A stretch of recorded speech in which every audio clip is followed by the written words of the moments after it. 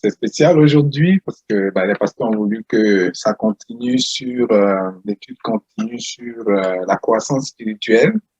Donc, Pasteur Cindy avait commencé certains chapitres de la croissance spirituelle. C'était un peu basé sur les enseignements de Kenneth Hagin sur la croissance spirituelle. Donc, c'est ça qu'on va écouter aujourd'hui. Donc, on va écouter un peu la suite. Il y aura un peu de rappel de ce qu'elle a fait. Et puis, on va écouter la suite, une suite par rapport à la croissance spirituelle. Ça va durer à peu près une trentaine de minutes. Et puis après, on va partager sur les questions. Donc là, je vais prier et puis je vais lancer.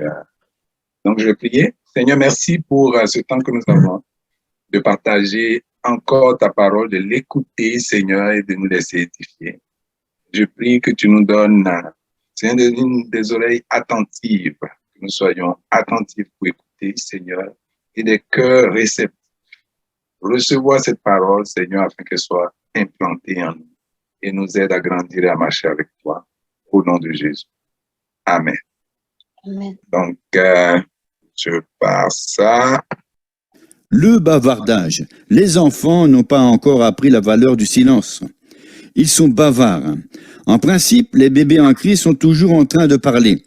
Sachez que la parole de Dieu nous dit en Proverbe 10, verset 19, « Celui qui parle beaucoup ne manque pas de péché. » Et en Ecclésiaste 5, verset 2, « La voix de l'insensé se fait entendre par la multitude des paroles. » Nous devons apprendre à nous taire.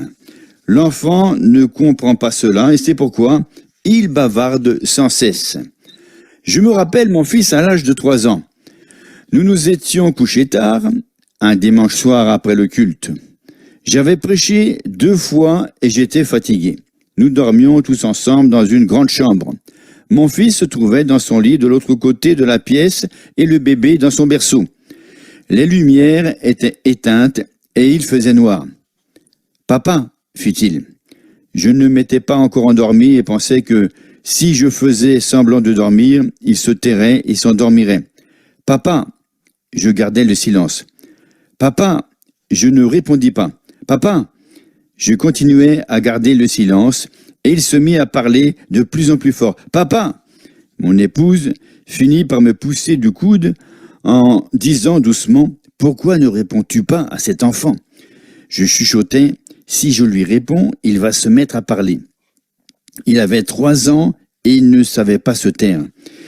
S'il commençait à parler, il ne s'arrêterait plus. Je pensais que si je gardais le silence, il en conclurait que je dormais et finirait par se taire. Mais il continua à parler de plus en plus fort. « Papa, papa, papa !»« Qu'est-ce qu'il y a, fiston ? Demain, c'est quel jour ? Tais-toi et dors. C'est l'heure de dormir. » Eh bien, c'est quel jour demain ? Lundi. Maintenant, fais dodo. Et le lendemain, mardi. Est-ce que demain est toujours lundi ? Non. Quand demain arrivera, le lendemain sera mardi. J'ai cru que tu avais dit que demain est lundi. Absolument, c'est lundi, mais une fois que lundi arrivera, demain sera mardi. Comment est-ce possible ? Si demain est lundi, cela ne peut pas être mardi. Eh bien, c'est comme ça. Et après mardi, mercredi. Demain viendra-t-il un jour ? Tout à fait. Maintenant, tais-toi et dors. Et après mercredi, jeudi. Et après jeudi, vendredi. Et après vendredi, samedi. Et après samedi, dimanche. C'est aujourd'hui dimanche. Aujourd'hui, c'est toujours dimanche ? Non, seulement aujourd'hui. Quand lundi viendra, c'est lundi qui sera aujourd'hui. J'ai cru que tu avais dit que c'était demain. Oh, je suis dans la confusion. Je veux que tu te taises, sinon je vais me lever pour te donner une bonne fessée. Comme les enfants, sur le plan naturel, les bébés spirituels n'ont pas encore appris la valeur du silence. Nous devons faire attention à ce que nous disons.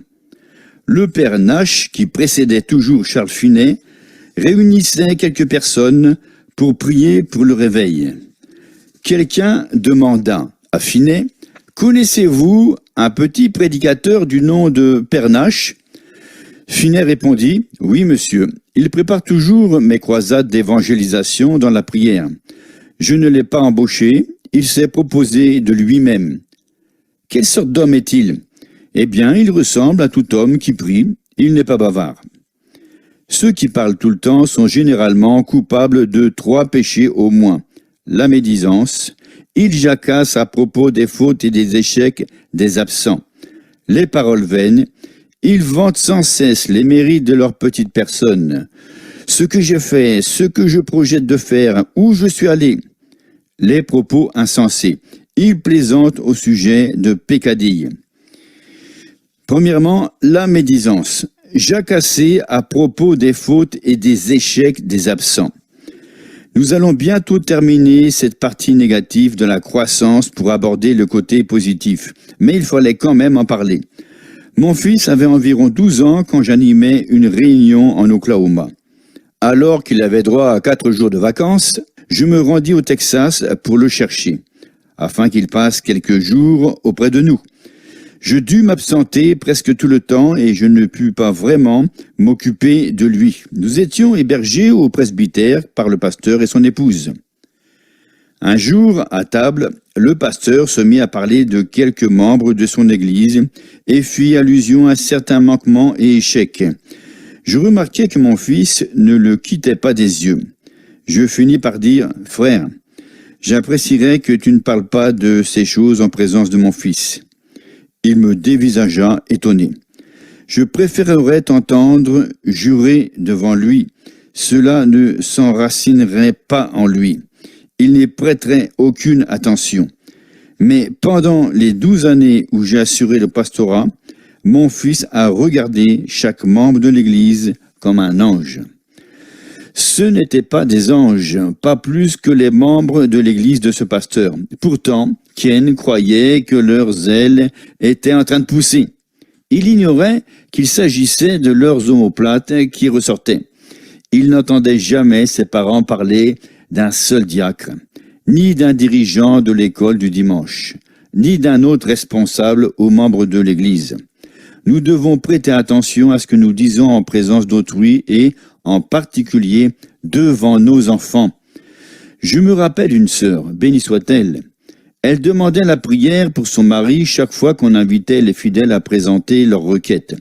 De temps à autre, son époux l'accompagnait à l'église, mais, même quand il était présent, elle ne pensait qu'à lui et se levait pour prononcer son nom. Il m'appréciait et je lui rendais visite pour parler de la Bible. En vérité, il connaissait beaucoup mieux la parole de Dieu que son épouse. J'ai même appris des choses en discutant avec lui. J'ai compris où elle manquait le but. J'ai essayé d'en parler avec elle, mais en vain.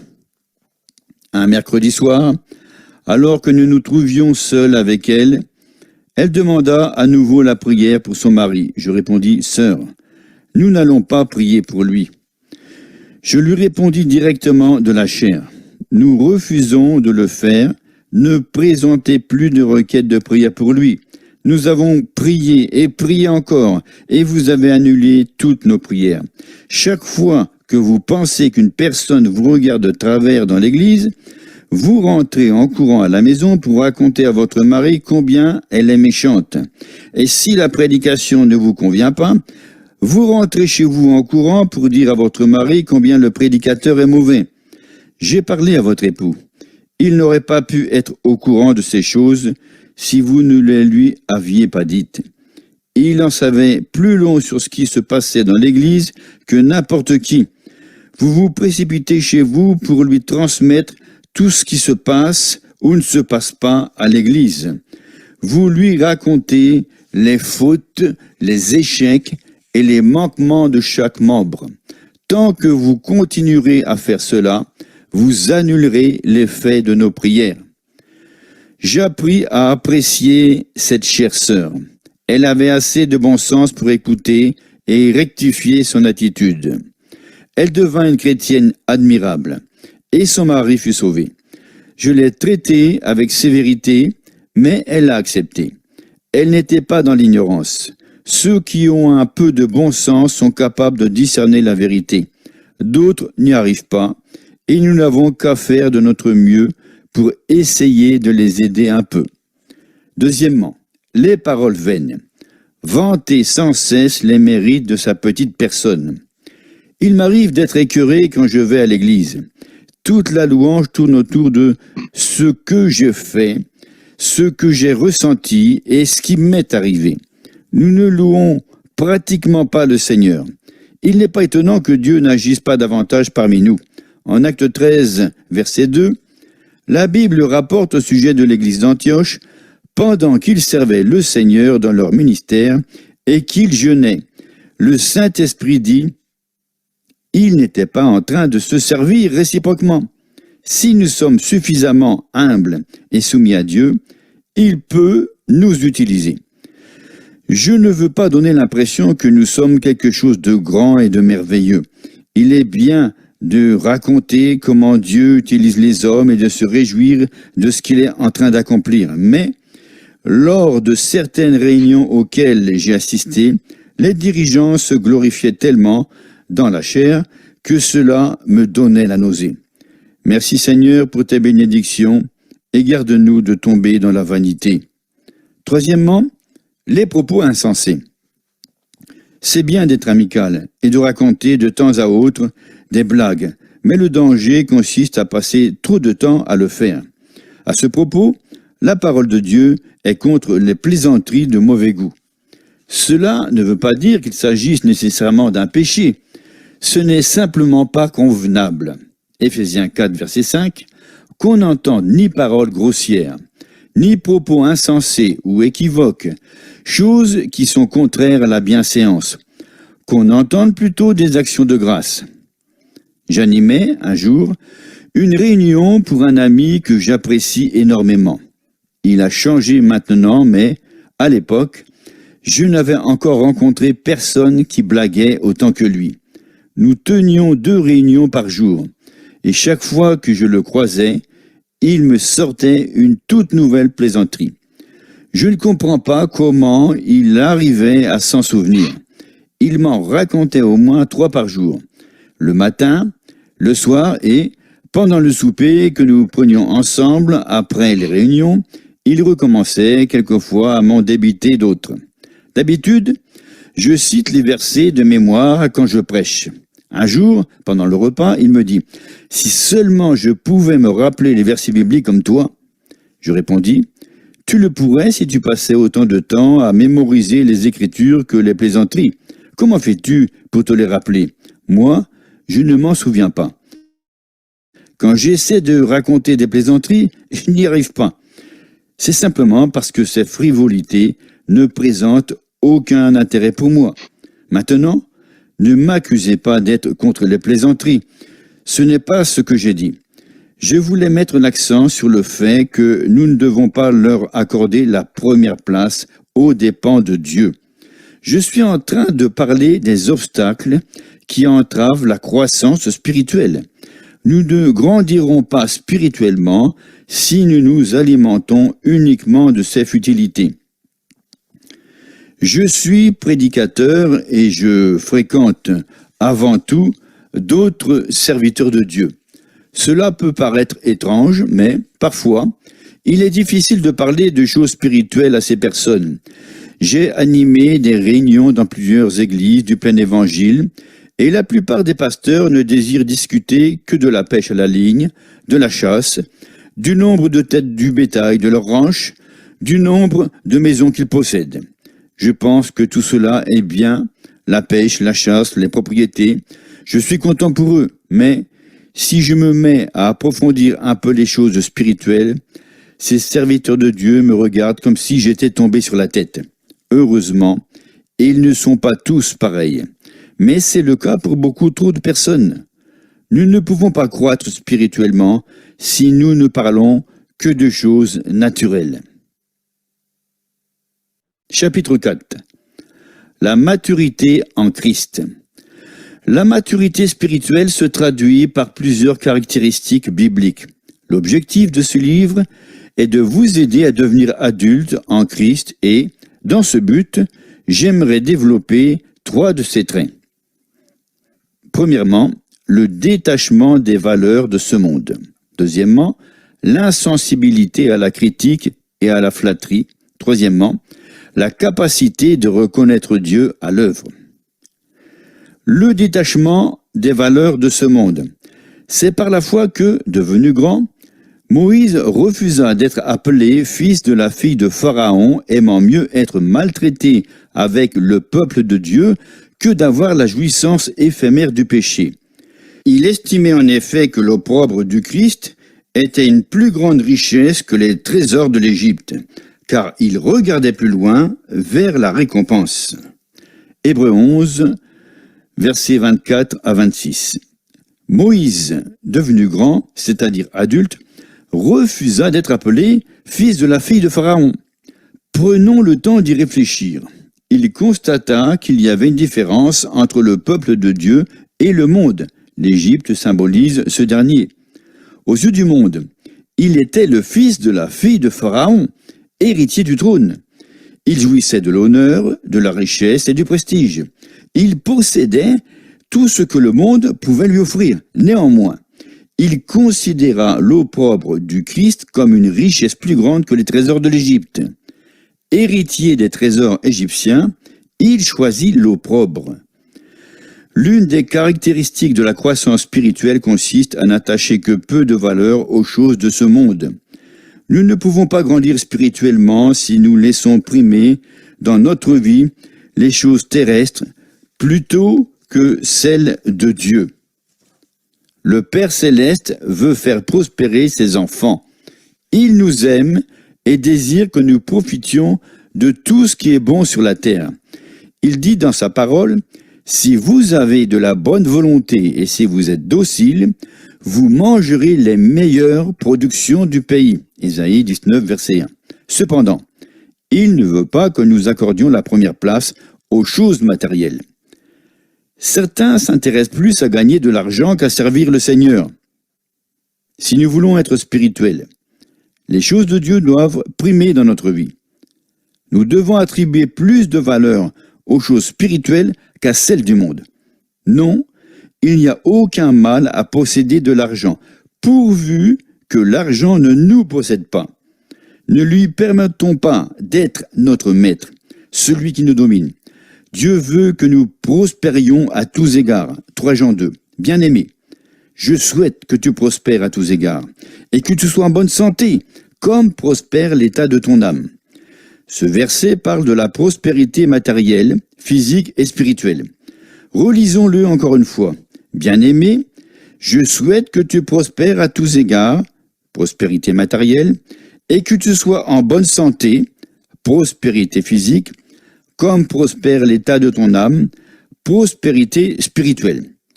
Le premier psaume est très beau. Il nous montre, sans laisser subsister aucune équivoque, que c'est la volonté de Dieu de nous faire prospérer. Psaume 1er, versets 1 à 3. Heureux l'homme qui ne marche pas selon le conseil des méchants, qui ne s'arrête pas sur le chemin des pécheurs, et qui ne s'assied pas sur le banc des moqueurs, mais qui trouve son plaisir dans la loi de l'Éternel et qui médite sa loi jour et nuit. Il est comme un arbre planté près d'un cours d'eau, qui donne son fruit en son temps et dont le feuillage ne se flétrit pas. Tout ce qu'il fait réussit. Dieu veut nous faire prospérer. Toutefois, nous devons établir l'ordre de nos priorités. Ne pas accorder trop d'importance aux choses terrestres, mais laisser primer l'essentiel. Quant à nous, serviteurs de Dieu, nous sommes tous d'accord sur ce point. Mais si un pasteur prend la charge d'une nouvelle église où il est mieux rémunéré, tout le monde en conclut qu'il l'a fait uniquement pour gagner davantage d'argent. Par contre, les croyants trouveraient tout à fait convenable qu'un chrétien qui travaille dans le monde change d'emploi, déménage ou quitte une bonne église pour s'engager dans une autre moins vivante. Il y a de nombreuses années, au cours de la grande crise économique, je rencontrai dans la rue un homme, tandis que je me trouvais en déplacement pour affaires dans la ville où il habitait. Il avait un emploi bien rémunéré, mais venait de recevoir l'offre d'une autre place qui lui aurait rapporté $50 de plus par mois. De nos jours, cette somme peut paraître dérisoire, mais à l'époque, elle représentait une fortune. Je connaissais plusieurs personnes qui ne gagnaient même pas 50 $ par mois. L'homme recevait déjà un bon salaire, mais on lui avait offert cette place dans une autre ville. Il me dit, « Savez-vous que je déménage ?» Il était membre d'une église du plein évangile et je savais qu'il n'en avait pas dans la ville où il projetait de s'installer. Je répondis donc, « Quel genre d'assemblée y a-t-il là-bas » Il répliqua, « Que voulez-vous dire ? Une église qui annonce le plein évangile ? Je l'ignore, je n'y ai même pas pensé. Non, tout ce qui vous intéresse, c'est la somme supplémentaire de 50 $ par mois. Je vous ai connu avant que vous soyez baptisé de l'Esprit. Vous aviez dépensé tout votre argent pour payer les médecins qui avaient diagnostiqué que votre épouse était atteinte d'un cancer à l'estomac. Quand elle fut baptisée du Saint-Esprit, sans que personne ne prie pour elle, elle fut en même temps guérie et depuis lors, elle peut manger tout ce qu'elle veut. Je sais également que vous avez dépensé des milliers de dollars pour la santé d'un de vos fils et que, depuis votre engagement dans une église qui enseigne la guérison divine, votre enfant se porte parfaitement bien. Absolument. Je sais qu'il n'y a pas d'assemblée du plein évangile dans la ville où vous voulez vous installer. S'il avait projeté d'y démarrer une église, cela aurait été bien différent. Mais il n'en était pas capable. Vraiment, cela ne m'est même pas venu à l'esprit. Vous projetez de sortir votre famille d'une bonne assemblée qui annonce le plein évangile, où vous avez reçu plusieurs bénédictions, physiques, aussi bien que spirituelles, simplement pour gagner 50 $ supplémentaires par mois. Je ne vais pas vous indiquer ce que vous devez faire, mais je vous conseille de prier à ce sujet. Lorsque je le revis, il me dit, « Je ne pars pas. Cela n'en vaut pas la peine. » Un homme vint avec son épouse à une réunion que j'animais à Dallas. Sa belle-mère, qui est maintenant auprès du Seigneur, était membre d'une église dont j'étais pasteur quelques années auparavant. C'était une chrétienne admirable, une source de bénédiction pour ma femme et moi, en tant que jeune couple avec des enfants. Je savais que cette dame mariée n'avait pas toujours été chrétienne, parce que sa mère me l'avait dit. Mais elle naquit de nouveau, fut remplie de l'esprit, se mit à fréquenter une bonne église indépendante du plein évangile, et fit du chemin avec le Seigneur. Donc je lui demandai, « Quelle assemblée fréquentez-vous maintenant ?» Elle répondit, « Je ne vais nulle part. » Que voulez-vous dire ? Je pensais que vous étiez membre de telle église. Cette église n'existe plus, elle est fermée depuis quelque temps. Quelqu'un d'autre en assure la direction. Notre pasteur s'est détourné de Dieu et a abandonné la prédication. Il n'y a plus d'église pour nous. Nous assistons de temps à autre à des cultes dans différents endroits et, puisque vous êtes là, nous venons à vos réunions. Où donnez-vous la dîme ? Nous ne la donnons plus. Par le passé, nous remettions la dîme à notre pasteur, mais elle s'est écartée de la bonne voie. Rien ne vous oblige à prendre exemple sur lui. J'ignore s'ils apprécièrent ou non mes observations. Vous devez vous engager quelque part, travailler pour le Seigneur et l'adorer selon le dicton « Pierre qui roule n'amasse pas mousse ». Nous avons besoin les uns des autres. La communion fraternelle est indispensable. Quelqu'un me dit un jour, « Oh, frère Aguin, je peux rester à la maison et être aussi bon chrétien que n'importe qui. » Non, ce n'est pas possible. La Bible affirme, « N'abandonnons pas notre assemblée, comme c'est la coutume de quelques-uns, mais exhortons-nous réciproquement. Et cela d'autant plus que vous voyez s'approcher le jour. » Hébreux 10, 25. Nous voyons venir ce jour, l'avènement du Seigneur.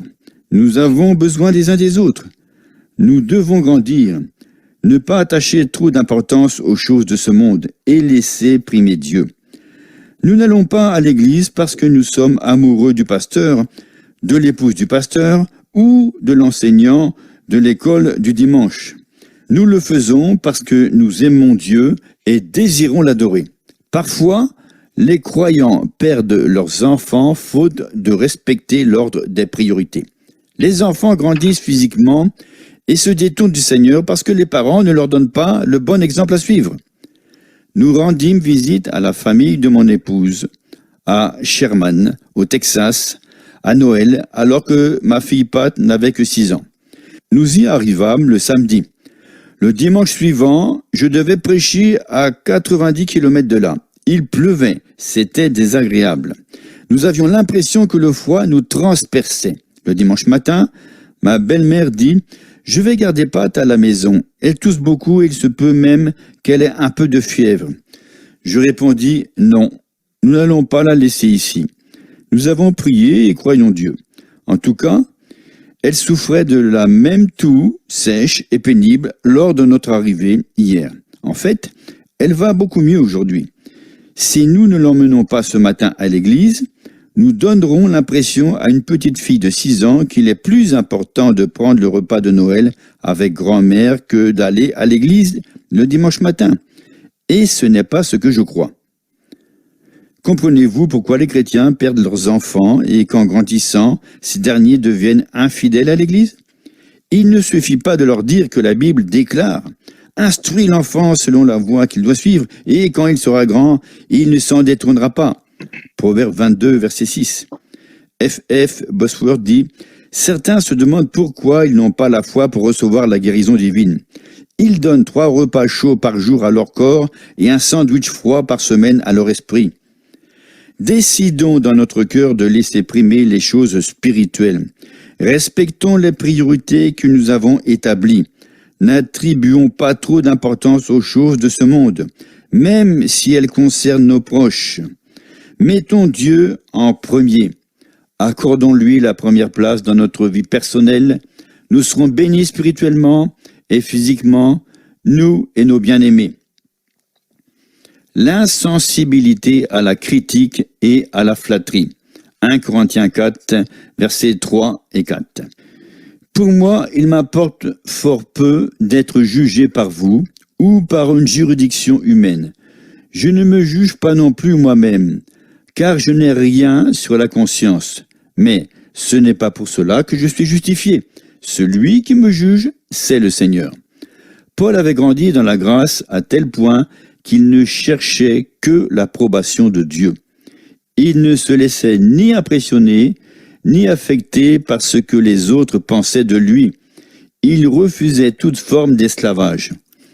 Il ne s'agissait nullement d'une indépendance charnelle, mais d'une sainte dignité. La loi de l'amour le dirigeait. Il ne s'enflait pas facilement d'orgueil. Il n'était pas irritable et ne gardait pas non plus rancune. Il se laissait dominer par son esprit, dans lequel l'amour de Dieu avait été déversé. Les bébés en Christ s'offensent et se vantent facilement.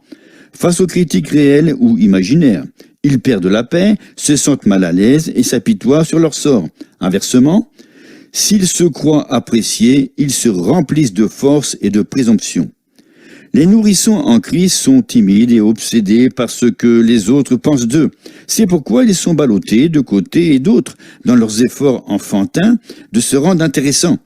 Le chrétien adulte est conscient de la présence de Dieu, de ce que la parole de Dieu dit à son propos et, comme Paul, il peut déclarer « Pour moi, il m'importe fort peu d'être jugé par vous ou par un tribunal humain. » Il est libre d'exprimer ses convictions et de vivre en conséquence. La version amplifiée de la Bible le dépeint en 1 Corinthiens 13, verset 5. « Il n'est ni vaniteux, ni arrogant, ni pétri d'amour-propre. Il n'est ni susceptible, ni irritable. Il ne s'aigrit pas. Il ne garde pas rancune des torts qu'on lui fait et ne prête aucune attention aux fautes d'autrui. » La capacité de reconnaître Dieu à l'œuvre. L'une des meilleures illustrations scripturaires de ce trait est mise en évidence par Joseph. Vous vous rappelez, sans doute, qu'il perçut certaines choses dans un rêve et que ses frères devinrent jaloux de lui. Ils eurent l'intention de le tuer, mais finirent par le vendre en esclavage. Il fut conduit en Égypte, où il tint ferme et refusa de céder au désir de l'épouse de son maître. Il fut jeté en prison, où il resta 7 ans. La plupart des gens auraient éprouvé du ressentiment et déclaré « Dieu m'a abandonné ».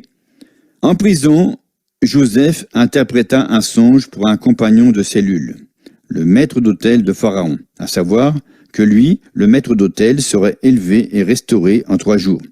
Joseph demanda au maître d'hôtel de parler de lui à Pharaon. Mais l'homme oublia de le faire. Joseph dut passer encore 2 ans en prison avant d'être libéré. Au cours de cette période, certains se seraient aigris en disant « C'est la vie, on fait des efforts pour aider les autres, mais les autres nous oublient. » Joseph sortit de prison et finit par devenir premier ministre d'Égypte. La famine, qui faisait rage dans le pays natal de Joseph, conduisit son père à envoyer ses frères en Égypte à la recherche de nourriture. On les amena devant Joseph, puisqu'il était le gouverneur du pays. Ils ne le reconnurent pas, mais Joseph reconnut ceux qui l'avaient vendu en esclavage. Sans leur révéler son identité, il demanda « Votre père, le monsieur âgé dont vous venez de parler, est-il bien portant ?» Ils lui répliquèrent que oui. Benjamin, leur frère, n'était pas avec eux. Joseph leur dit « Voici comment vous serez éprouvés. Aussi vrai que le Pharaon est vivant, vous ne quitterez pas ce pays avant que votre plus jeune frère soit venu ici. » Ils regagnèrent leur pays pour en informer leur père. L'administrateur égyptien nous a clairement avertis que nous ne serions pas admis en sa présence sans Benjamin. Le pauvre Jacob ne comprenait pas que Dieu était à l'œuvre. Joseph était parti et maintenant, ses fils voulaient emmener Benjamin aussi. Ils pensaient que tout se liguait contre lui. Mais ce n'était pas vrai. Il ignorait que tout se faisait pour son bien. Quand on a faim, on est prêt à accepter n'importe quoi. Donc, Benjamin accompagna ses frères. À leur arrivée, Joseph donna un festin pour ses frères et leur annonça « Je suis Joseph. » Savez-vous ce qui se passa? Tous les frères de Joseph tombèrent à terre. C'est exactement ce que Joseph avait vu dans son songe. Ses frères s'inclinaient devant lui. Ceux qui ne sont pas encore parvenus à la maturité spirituelle auraient pu profiter de l'occasion pour se glorifier, pour frapper la table du poing en déclarant « Regardez-moi les gars, vous vous rappelez les songes que j'ai faits? Les choses se sont passées exactement comme je l'avais prédit. » Mais Joseph avait l'esprit large. Il leur dit « Maintenant, ne vous affligez pas. Ce n'est pas vous, mais Dieu qui m'a envoyé ici. Ne vous attristez pas et ne soyez pas fâchés de m'avoir vendu, car Dieu m'a conduit dans ce pays pour vous sauver de la mort et vous faire subsister par une grande délivrance. » Genèse 45, versets 5-7. Quand nous avons la capacité de reconnaître Dieu à l'œuvre, nous pouvons nous réjouir en toutes circonstances. Chapitre 5. Marchez avec votre Père. C'est pourquoi je vous dis, ne vous inquiétez pas pour votre vie de ce que vous mangerez, ni pour votre corps de quoi vous serez vêtu. La vie n'est-elle pas plus que la nourriture, et le corps plus que le vêtement? Regardez les oiseaux du ciel, ils ne sèment ni ne moissonnent, ils n'amassent rien dans des greniers, et votre Père céleste les nourrit. Ne valez-vous pas beaucoup plus qu'eux? Qui de vous, par ses inquiétudes, peut ajouter une seule coudée à la durée de sa vie? Et pourquoi vous inquiétez au sujet du vêtement? Observez comment croissent les lys des champs. Ils ne travaillent ni ne filent. Cependant, je vous dis que Salomon même, dans toute sa gloire, n'a pas été vêtu comme l'un d'eux. Si Dieu revêt ainsi l'herbe des champs qui existe aujourd'hui et demain sera jetée au four, ne vous vêtira-t-il pas à plus forte raison, gens de peu de foi? Ne vous inquiétez donc pas en disant « Que mangerons-nous » ou « Que boirons-nous » ou « De quoi serons-nous vêtus » car toutes ces choses, ce sont les païens qui le recherchent. Or, votre Père céleste sait que vous en avez besoin. Cherchez premièrement son royaume et sa justice, et tout cela vous sera donné par-dessus. Ne vous inquiétez donc pas du lendemain, car le lendemain s'inquiétera de lui-même. À chaque jour suffit sa peine. Matthieu 6, versets 25 à 34. C'est un passage merveilleux de la Bible, mais pour l'instant, j'aimerais souligner 2 versets en particulier. Votre Père céleste sait que vous en avez besoin, verset 32, et votre Père céleste les nourrit, verset 26. Ces versets ne s'adressent pas aux incroyants, parce que Dieu n'est pas leur Père. À entendre parler certains, tous les hommes sont enfants de Dieu et par conséquent frères et sœurs. Mais ce n'est pas vrai. Le diable est le père de certains. En Jean 8, 44, Jésus dit à des religieux de l'époque, « Vous avez pour père le diable ». Il déclare que leur véritable père n'est pas Dieu, mais le diable. Bien que nous soyons devenus enfants de Dieu à la nouvelle naissance, nous ne connaissons pas automatiquement le Père céleste. Le thème de ce livre est la croissance spirituelle qui consiste à cultiver l'intimité avec le Père céleste.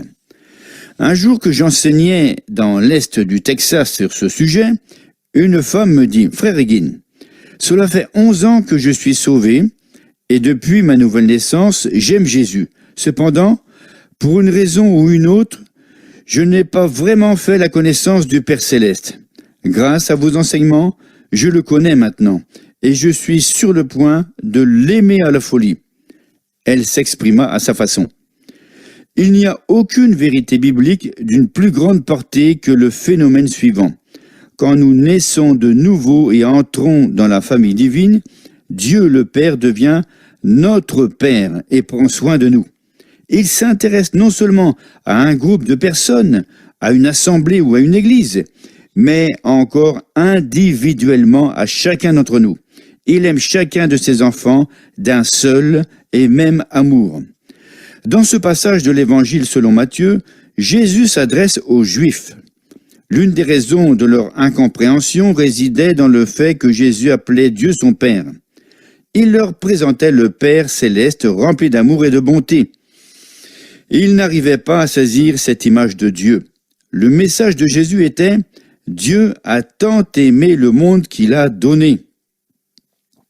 L'ancienne alliance était basée sur la loi du péché et de la mort. Œil pour œil, dent pour dent. Si tu me crèves un œil, je te crèverai un œil. À travers cette loi, Dieu exigeait l'amour dans la crainte du jugement terrible. Les Israélites n'étaient pas capables de la respecter parce que leur nature n'avait pas été changée.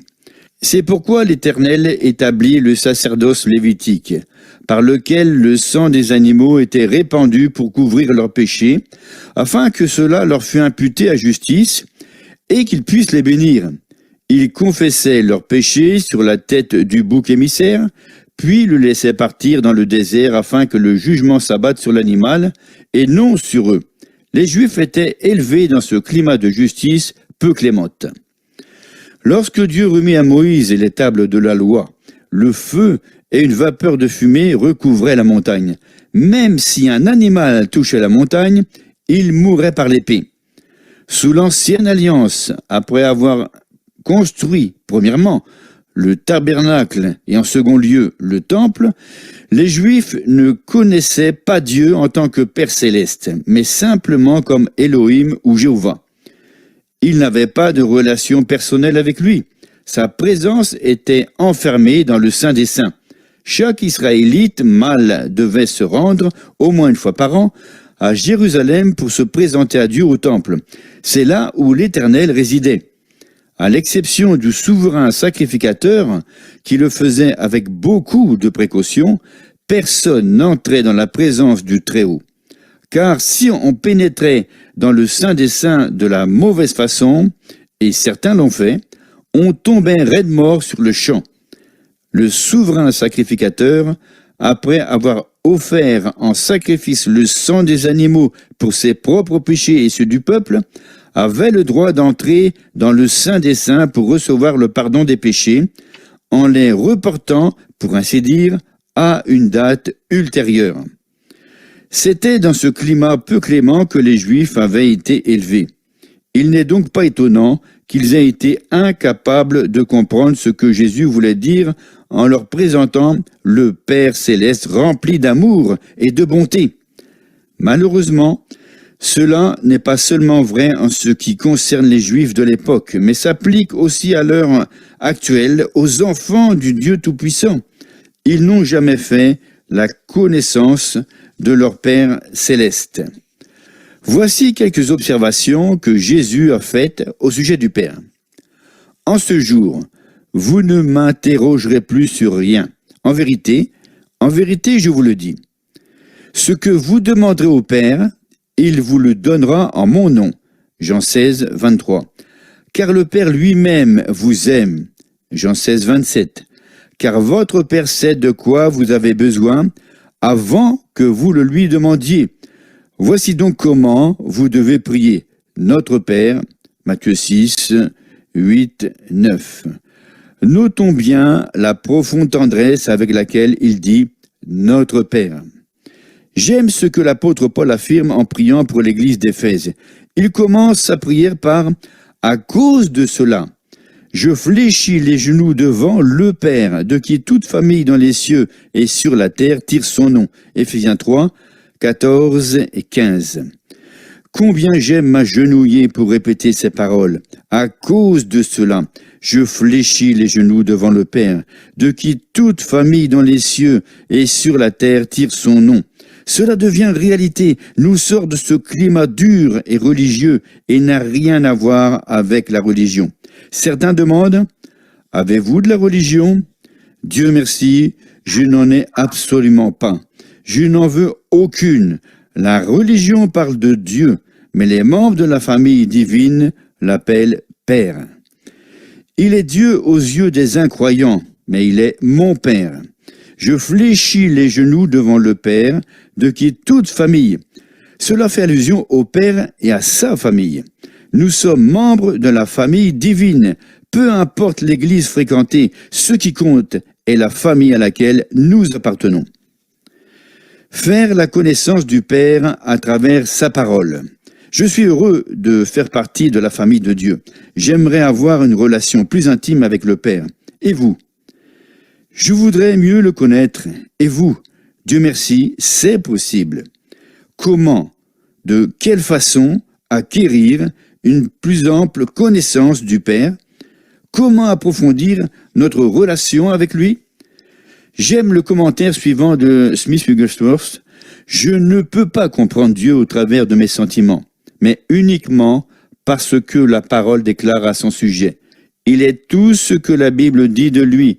Apprenons à connaître le Père par le biais de sa parole. C'est dans la Bible que nous découvrons l'amour et la nature du Père céleste.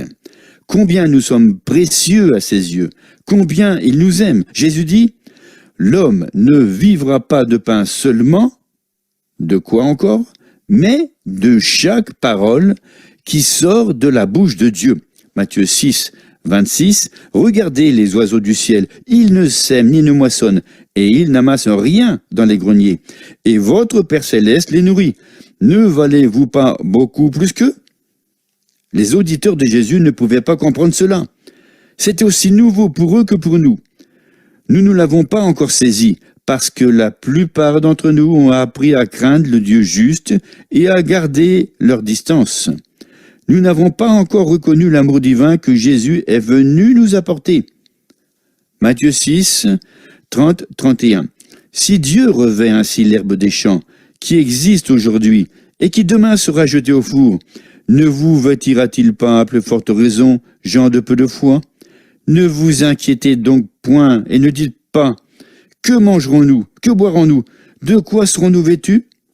Une autre traduction le rend ainsi, ne soyez donc pas incrédules en disant, que mangerons-nous, que boirons-nous? Si nous parlons de la sorte, nous faisons preuve de manque de foi. Matthieu 6, 32, 33. Car toutes ces choses, ce sont les païens qui les recherchent. Votre Père céleste sait que vous en avez besoin. Cherchez premièrement le royaume et la justice de Dieu, et toutes ces choses vous seront données par-dessus.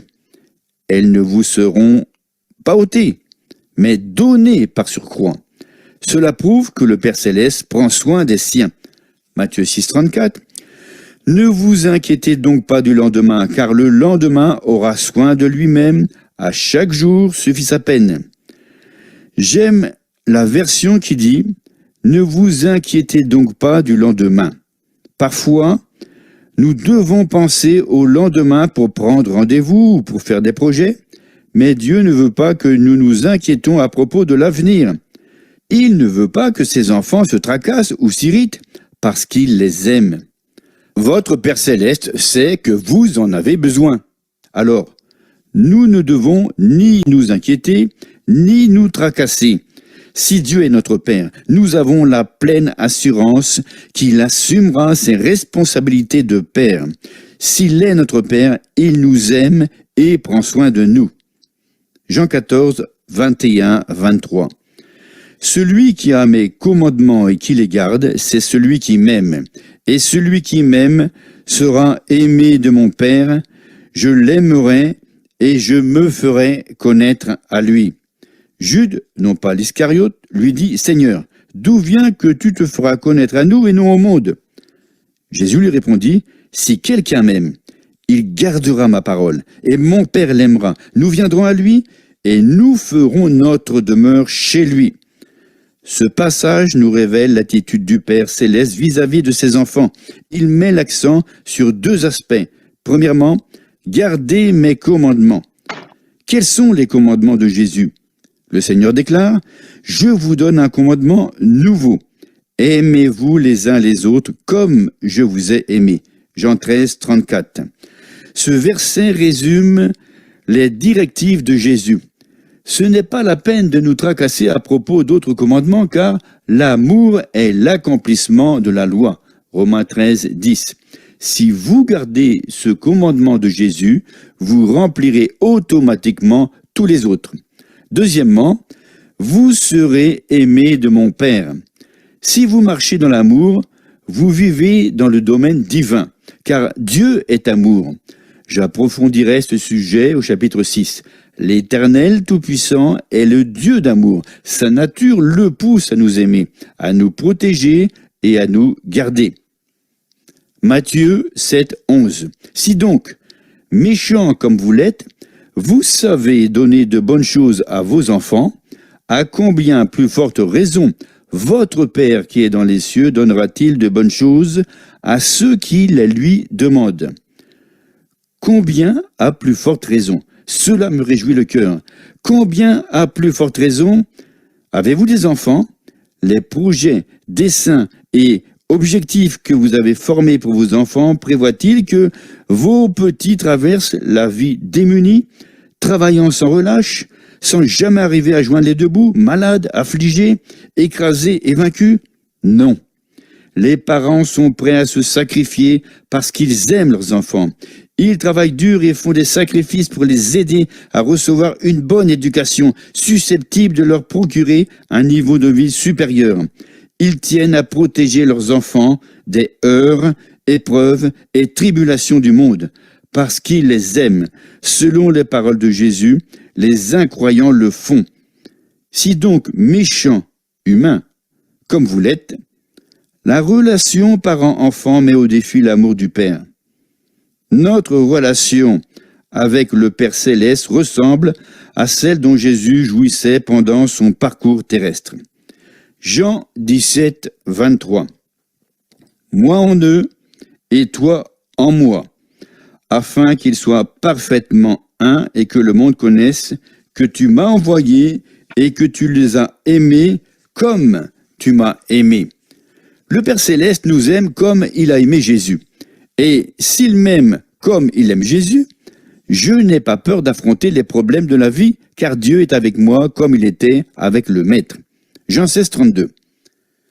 Voici l'heure vient, et elle est déjà venue où vous serez dispersés, chacun de son côté, et où vous me laisserez seul. Mais je ne suis pas seul, car le Père est avec moi. Vous et moi, nous pouvons dire « Je ne suis pas seul parce que le Père est avec moi ». S'il m'aime comme il a aimé Jésus, il est aussi avec moi comme il était avec Jésus. Et je ne suis pas seul. Jean 16, 27. Car le Père lui-même vous aime, parce que vous m'avez aimé, et que vous avez cru que je suis sorti de Dieu. Rien ne peut être plus puissant ni plus réconfortant que le fait suivant. Le Père lui-même nous connaît, il nous aime et veut nous bénir.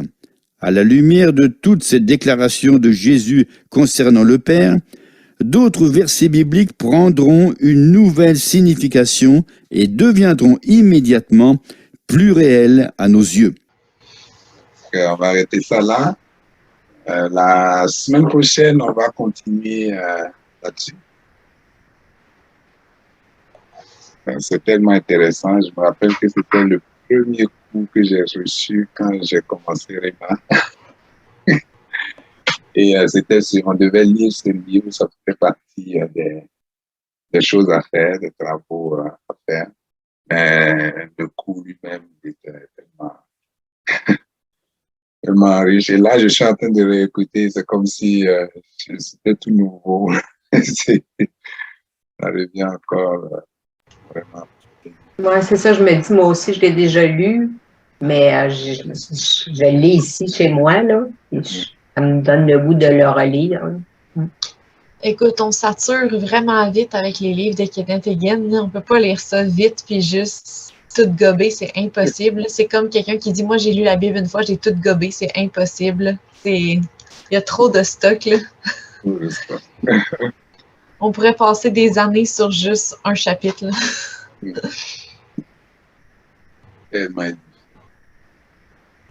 Donc, c'est ça, je ne sais pas si quelqu'un voulait dire quelque chose. Merci Seigneur pour ce temps bénissant.